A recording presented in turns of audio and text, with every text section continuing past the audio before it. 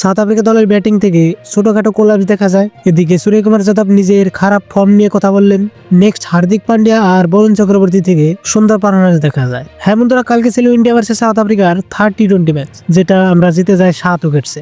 South Africa দল থেকে প্রথমেই উইকেট পড়ে যায়, মানে ফার্স্ট ওভারেই আর্শদীপ সিং উইকেট নিয়ে নেয়। তারপরের ওভার আবার হার্ষিত রানা উইকেট নিয়ে নেয় কুইন্টন ডিককে, যে কুইন্টন ডিকক যাওয়া ম্যাচে বড় ইনিংস খেলার জন্য ভারত হেরে যায়। So this was big wickets for Harshit Rana. Next আমাদের বোলিং থেকে রিয়েলি কালকে ম্যাসিভ পারফরম্যান্স দিয়েছে সবাই। হার্দিক পান্ডিয়া হিস্টোরি ক্রিয়েট করে, যেটা batting 1000 runs and specially bowling থেকে 100 উইকেটস কমপ্লিট করে ফেলে। এখানে 2016 26 নভেম্বরে হার্দিক পান্ডিয়া আর জাসপ্রীত বুমরা টি-20 ইন্টারন্যাশনালে ডেবিউ করেছিল। পরে এখন 9 ডিসেম্বরে বুমরা কমপ্লিট করে তার 100 উইকেটস। এখন 14 ডিসেম্বরে হার্দিকও 100 উইকেটস কমপ্লিট করে ফেলে। নেক্সট বরুণ চক্রবর্তী প্রথম ম্যাচে 2 উইকেটস নিয়েছিল, সেকেন্ড ম্যাচেও 2 উইকেটস এন্ড 3 নম্বর ম্যাচেও 2 উইকেটস। তিনি টি-20 ক্যারিয়ারে 50 উইকেটস কমপ্লিট করে ফেলে।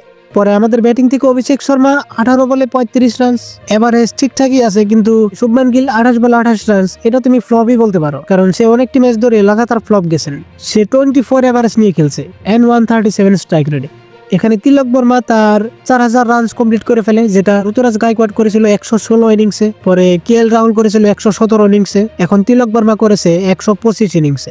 এরপর ক্যাপ্টেন সূর্যকুমার যাদব এবারও ফ্লপ, অনলি 13 এভারেজ নিয়ে খেলছে, 118 স্ট্রাইক রেট, যেটা খুবই খারাপ টি-20-র জন্য।